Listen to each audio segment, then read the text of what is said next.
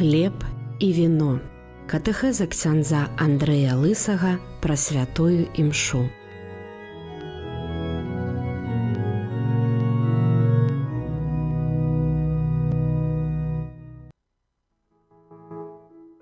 Христу.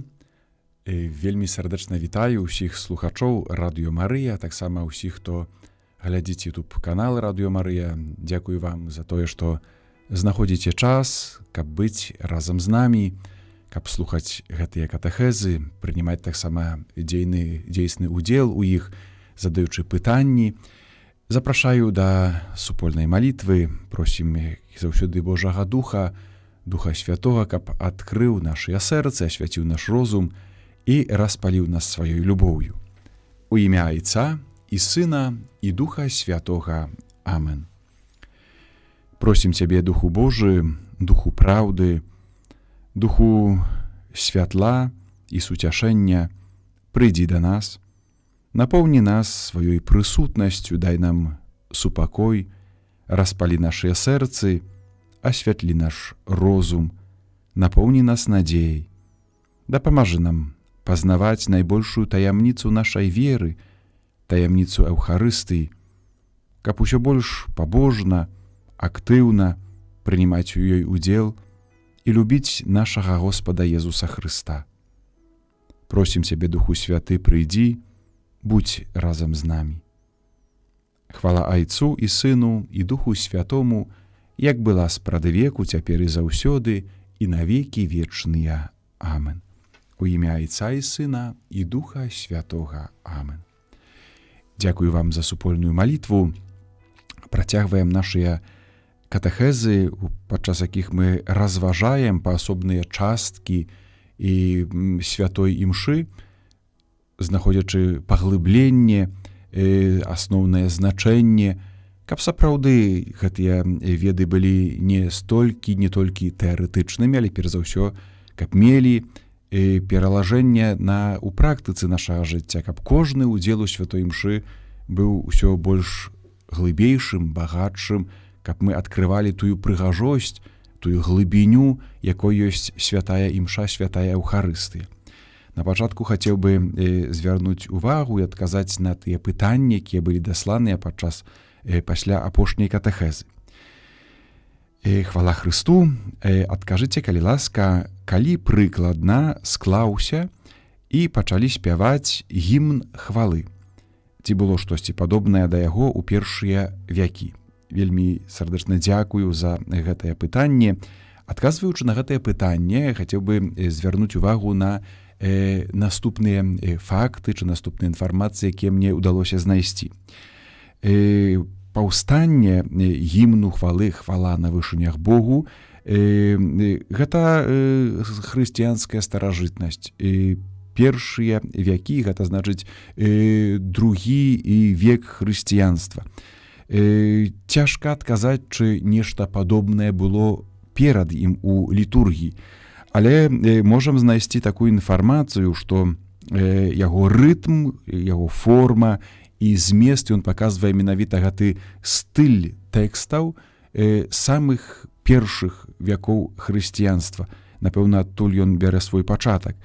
Можа, быў гэта спеў на праслаўленне Хрыста, аб якім у 112 годзе успамінае Пліній малодшы у сваім пісьме да Цэзара Траяна, альбо, можа, таксама быў гэта гімн, які спяваў святы Палікарп падчас свайго мучаніцтва. Гэта другі век хрысціянства. Цяжка адказаць на гэтыя пытанні. Тым не менш, калі паглядзім на гісторыю, то трэба узгадаць, што першы раз узгадваецца гэты гімн, который выкарыстоўваецца ў літургіі касцёла ўжо ў 3 стагоддзі. Звязаны ён з пантыфікатам папы Стэфана I, ён памёр у 257 годзе.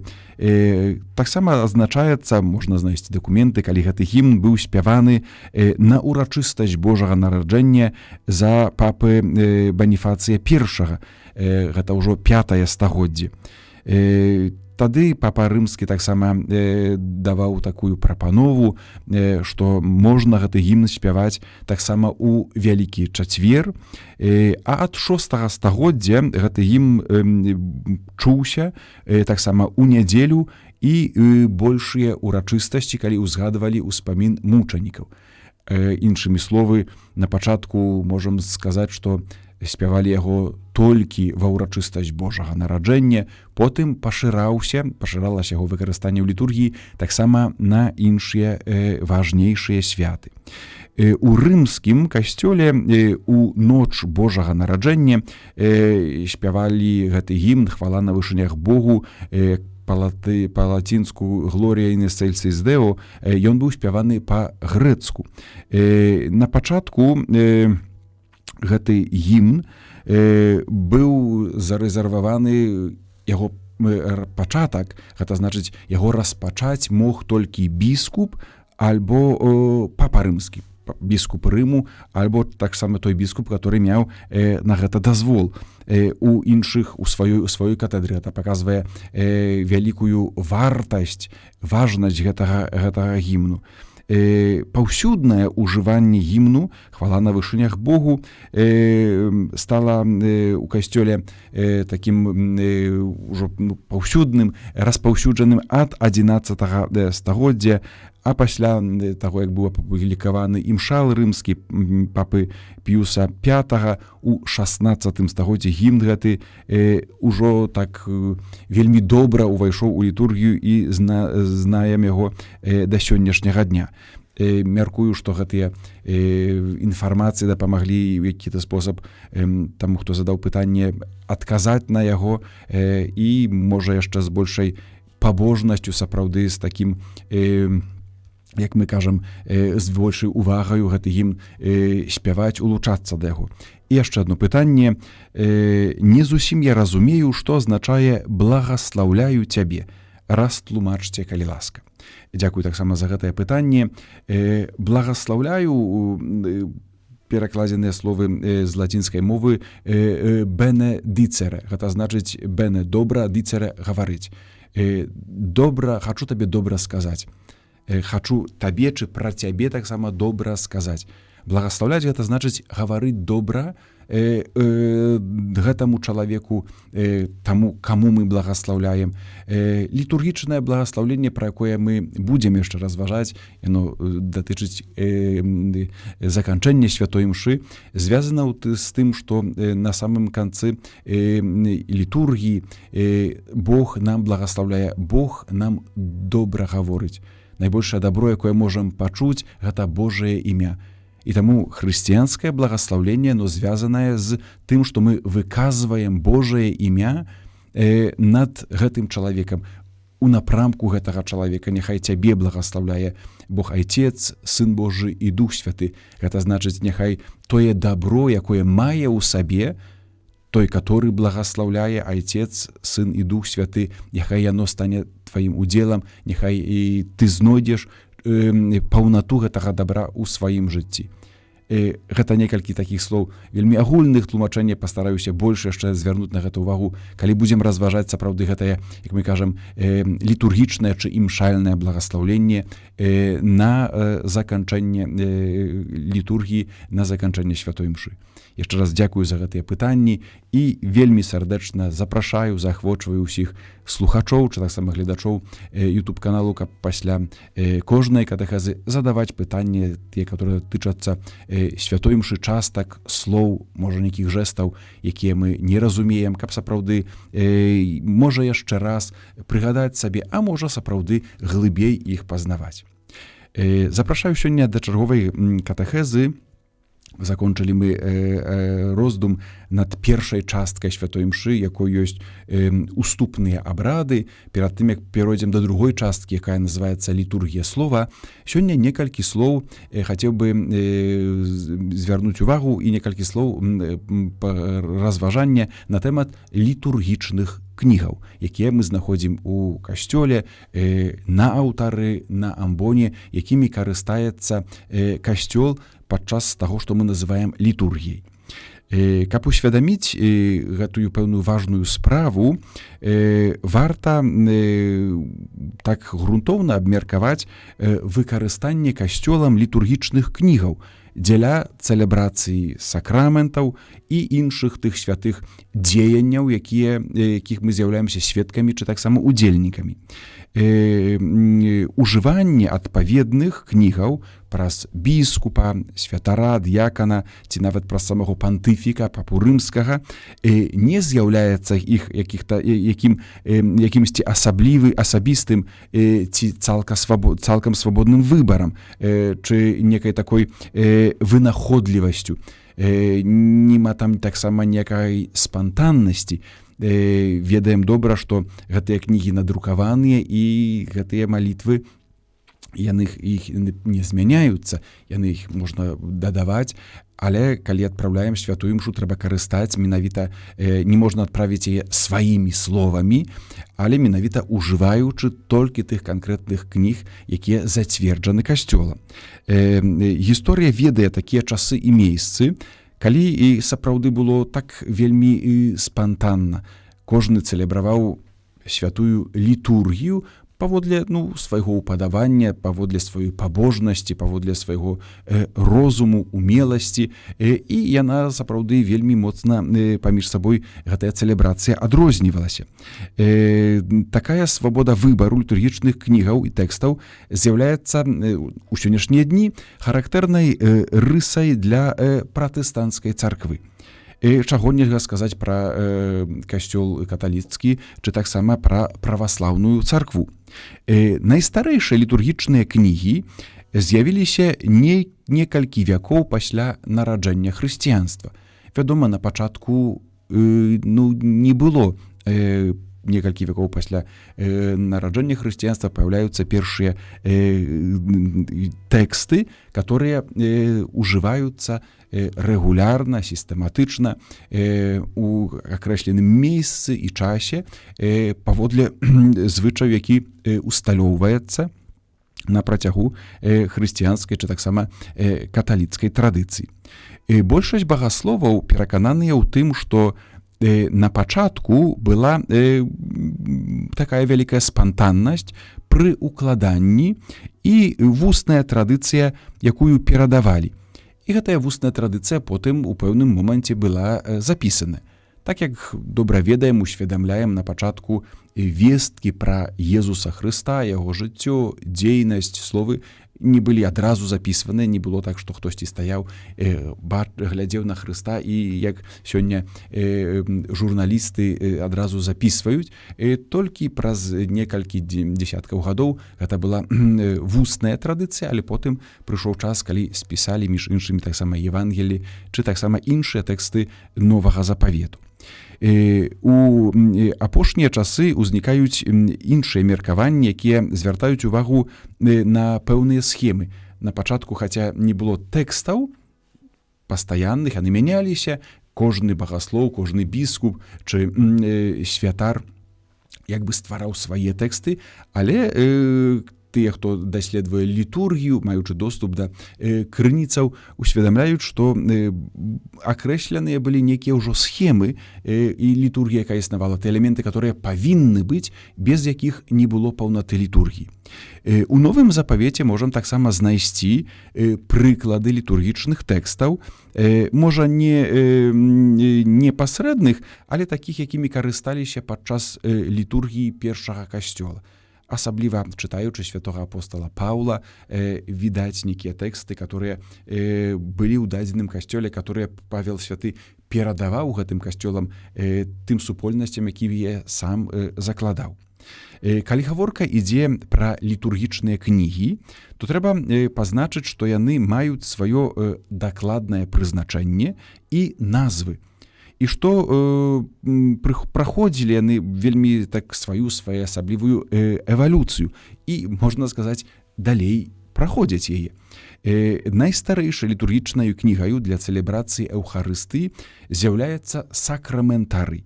Кніга сакраментаў, якая з'явілася ўжо ў 7 стагоддзі і ўжывалася да 13 стагоддзя.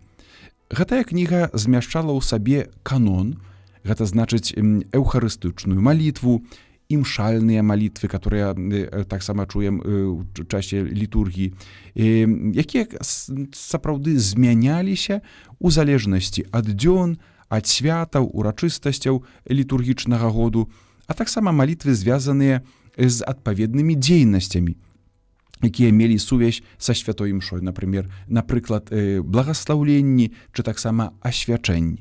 Гэта ўсё змяшчаў у сабе сакраментарый ці сакраментарый, которые можам знайсці таксама ў гісторыі касцёла. Не было ў іх ані спеваў, ані імшальных чытанняў, ну і вяло гэта да таго, што іх дадавалі. Гэтыя спевы, которые выкарыстоўваліся падчас святой імшы, чытанні, якія чытаюцца падчас святой імшы, іх дадавалі ў іншыя кнігі.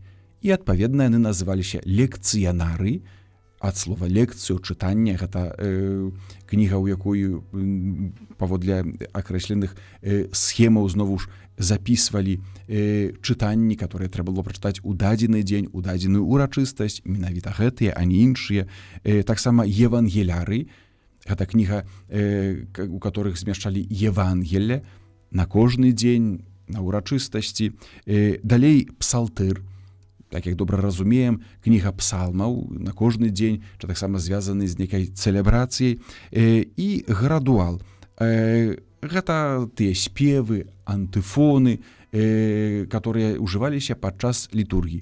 Паводле некай схемы, на кожны дзень, на кожную урачыстасць, усё было вельмі вядома. Маем сакраментары, лекцыянары, евангеляры, псалтыр і градуал.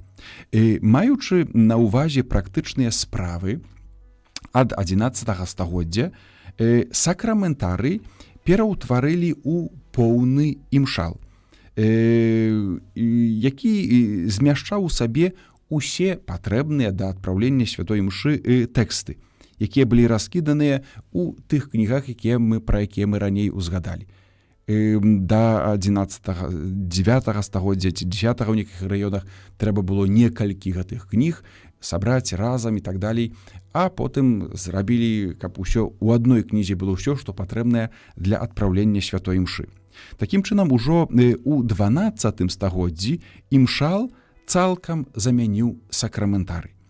Шматлікія дыяцэзіі ў сярэдневякоўі мелі свой уласны імшал, які быў адлюстраваннем багатай і асаблівай літургіі касцёла ў дадзеным рэгіёне, і такі стан трываў да Трыдэнцкага сабору, які адбыўся ў 16 стагоддзі. Менавіта гэты сабор распарадзіўся выдаць новы імшал, так называемы імшал рымскі, і такі з'явіўся ў 1570 годзе.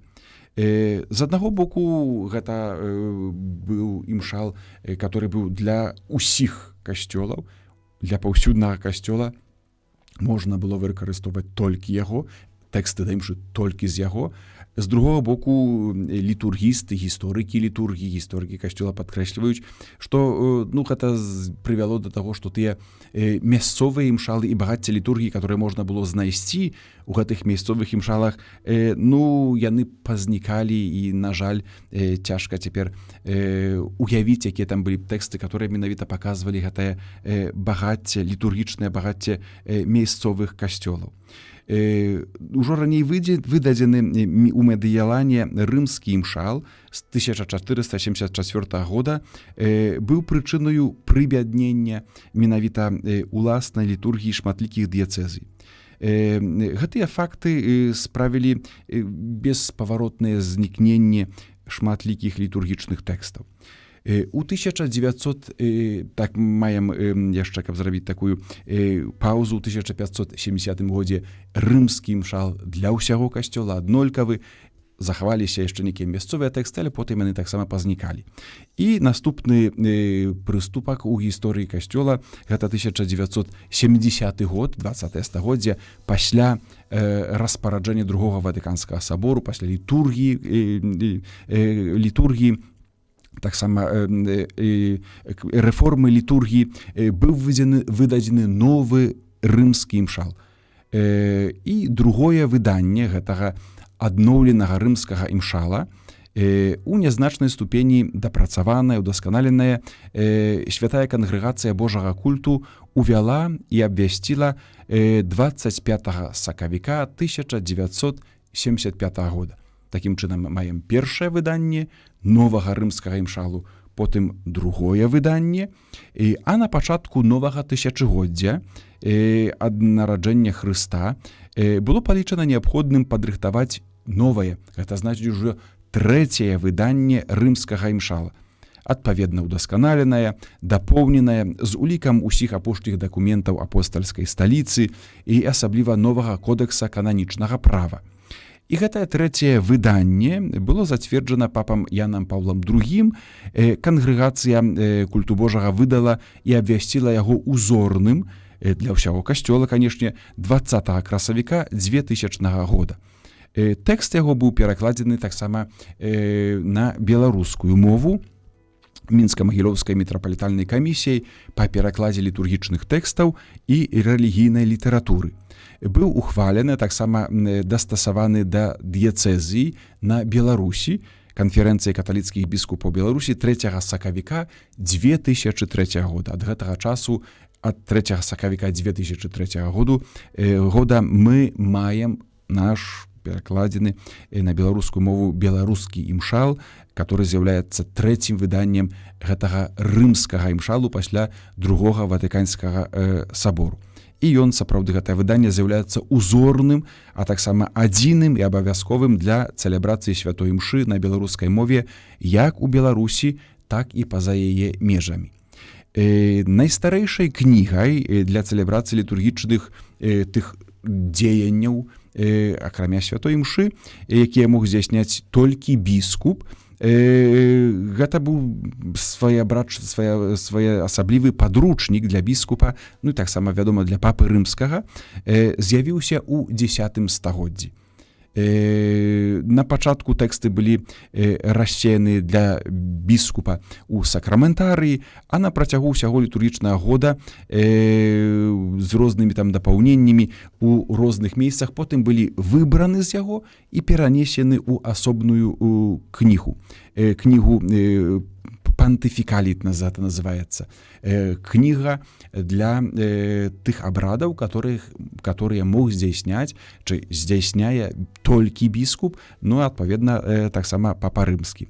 Гэты пантыфікал змяшчаў фармуляры, малітвы, цырымоніі, сакраментаў, якія мог адпраўляць біскуп. Гэта, ведаем добра, абежмаванне, канфірмацыя, сакрамент святарства, пасвячэнне святарскага і благаслаўленняў, якія удзяляў толькі біскуп, благаслаўленне абата, ці таксама караля падчас каранацыі, абрад кансакрацыі, касцёла, алтара, а таксама адпаведных літургічна-прававых актаў, такіх як дэградацыя духоўных, прыняцце пакутнікаў і іншых, якія мог здзяйсняць толькі біскуп.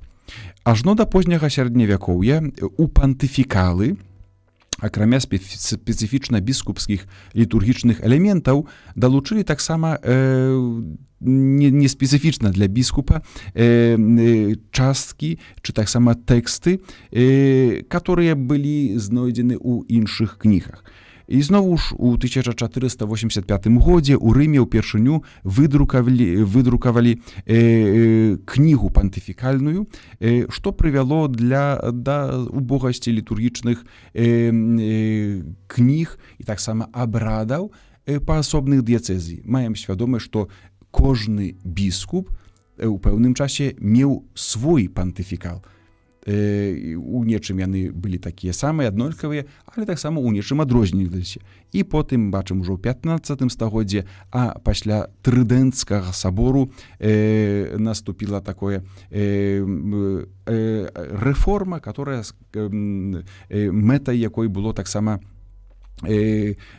такая аднароднасць, аднолькавасць для ўсяго касцёла, для ўсіх біскупаў, ужываць толькі такія тэксты паводле тых прыпісанняў, которые былі выдадзены. Гэта быў пантыфікал, рымскі пантыфікал, так ён называўся, так як папярэдне быў рымскі імшал. Гэта было пасля сабору Трыдэнцкага пад канец 16 стагоддзя. Ну і вядома, так можам сабе ўжо ўзгадаць, што пасля другога Ватыканскага сабору ад 1968 году пачалі выдаваць адноўлены рымскі пантыфікал, на гэты раз таксама у некалькі тамах. Гэта было для папы рымскага, для біскупаў. Далей, для святароў, для душпастыраў ад 11 стагоддзя узнікла літургічная кніга, якая называлася «Рытуал». Для папы рымскага біскупа пантыфікал, а тут былі «Рытуал», кніга рытуалаў, рытуалы. Змяшчала яна фармуляры для цэлебрацыі сакраментаў, для абрад пахавання, розных працэсій, экзарцызмаў, а таксама благаславенстваў. Вельмі розныя назвы мела яна і мае да сённяшняга дня. Тое, што часамі спатыкаецца гэта агенда, менавіта рытуал, пастарал, таксама называлася, парафіял, парафіяльная кніга, і яшчэ розныя назвы у розных кутках усяго касцёла можна было спаткаць. Ажно да позняга сярэднявечча мела яно вельмі такі прыватны характар. Часта было ў ёй шмат недахопаў. Зноў ж, так як амаль кожны біскуп меў свой пантыфікал да рэформы Трыдэнцкага сабору, так з гэтымі таксама рытуаламі было падобна. Побач з такімі душпастырскімі рытуаламі з'яўляліся таксама у сувязі з развіццём манаскага жыцця рытуалы кляштарныя. У адпаведным кляштары быў свой рытуал, звязаны з тымі абрадамі, якія здзяйсняліся у кляшторным жыцці. Афіцыйныя дыяцэзіяльныя рытуалы пачалі ўзнікаць толькі ў 15 стагоддзі. На пачатку было проба, каб у дыяцэзіі для дадзенай дыяцэзіі ва ўсіх святароў быў аднолькавы гэты рытуал, і потым дапамагло вынаходжанне друкавання, яно паспрыяла памнажэнню, але і таксама таму, што пасля рэформы літургічнай Трыдэнцкага сабору у 1614 годзе, да пачатак 17 стагоддзя, быў выдадзены таксама рымскі рытуал, які абавязваў усіх святароў ва ўсім свеце менавіта паводле гэтага аднаго аднолькавага стылю, аднолькавых тэкстаў цэлебраваць тое, што мог цэлебраваць менавіта толькі святар. Трэба звярнуць увагу знову, што прывяло гэта да таго, што тыя, которые раней былі тэксты, абрады, яны дзесьці адышлі на бок і бесстратна дзесьці зніклі. Цяжка сёння да іх дайсці, адкрыць, зразумець, а гэта было таксама з'яўлялася вялікім багаццем канкрэтных касцёлаў. Некаторыя святары, паміма таго, што быў гэты аднолькавы для ўсіх рытуал рымскі, выдавалі таксама самастойна рытуалы на родных мовах. Малітвы, там былі прамовы нейкія, часам змяшчалі ў іх таксама у асаблівых тамах свае, мелі адзін даступны для ўсіх, але свой мясцовы таксама, той, хто меў магчымасць, такія здольнасці, гэта таксама ўсё друкавалася, і гэтых кніг станавілася ўсё больш і больш. Пайшла потым традыцыя, што гэтыя сапраўды рытуалы былі вельмі такімі кнігамі вялікімі, бо шмат было гэтых літургічных дзеянняў. Пачалося раздрабленне, гэта значыць, паасобныя чыннасці збіраліся ў асобныя кнігі. Так паўсталі сакраменталіі, кнігі там, дзе гаворка ідзе толькі пра тое, як адпраўляць паасобныя сакраменты, кнігі звязаныя з благаслаўленнем, кнігі звязаныя з працэсіямі і асобныя інструкцыі. Гэта значыць, тыя прадпісанні, паводле якіх трэба было арганізаваць і правесці гэтыя чыннасці. У рамах рэформы другога Ватыканскага сабору ад 1969 году распачалі выдаваць абрады паасобных сакраментаў у аддзельных нават кніжках. І так, ад 1969 году маем абрад хросту дзяцей, сужанства, абрады пахавання, ад 1971 году абрад канфірмацыі, ад 72-го хрост дарослых і намашчэння хворых, і ад 1973 года культ Эўхарыстыі, ад 1974 года сакрамент пакуты і паяднання. Ад 1984 году маем кнігу благаслаўленняў. Такім чынам, звярніце ўвагу, колькі гэтых кнігаў маем у сакрыстыі найчасцей, але звяртаем увагу, калі глядзім на алтар, там ёсць вельмі вялікі імшал, калі падыходзім да амбоны, там ёсць лекцыянары, часамі ў працэсіі нясецца евангеліяры.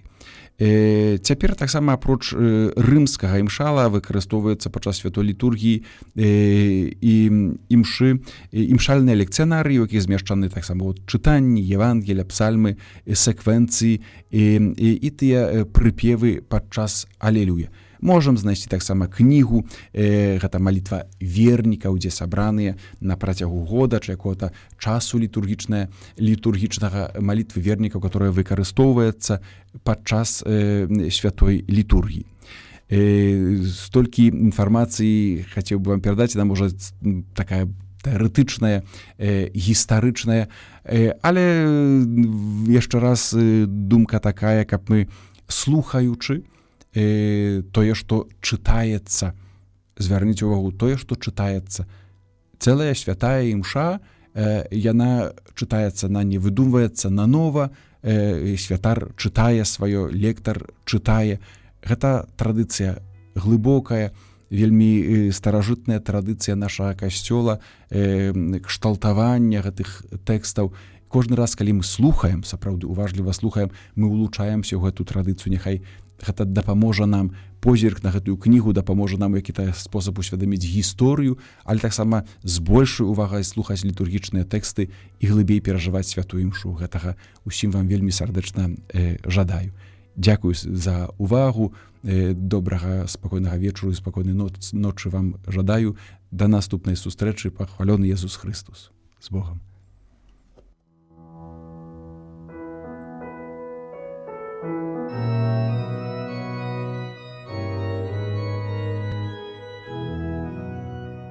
Хлеб і віно.